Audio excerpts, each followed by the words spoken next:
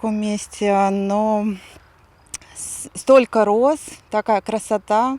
Мне кажется, будут прекрасные фотографии. Мы так фотографировались. Мы тут вообще проездом так спонтанно и очень довольны. Впервые на этом поле я побывала в 2018 году. Меня сюда привез папа с подружкой, но я была очень впечатлена и очень вдохновлена вот этой крымской красотой. Оно такое романтичное, воздушное, такое зефирное, и как будто попадаешь в какую-то сказку. Айлемыз ненке язынтыге чыктык, бөлек киби гүзел бир тарлаланы көрүп токтоттук.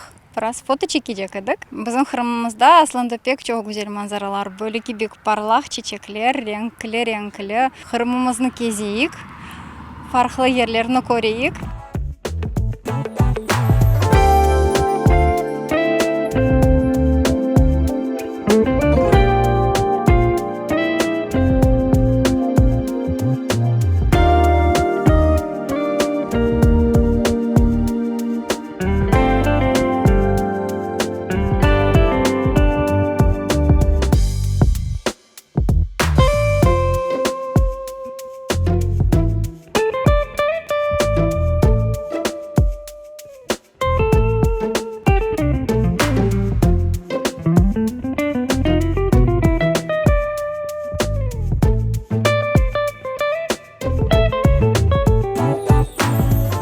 Приехали сюда с северного города Сургута и сегодня очутились просто в райском месте. Здесь благоухает крымская роза, из которой делают знаменитое крымское розовое масло, да?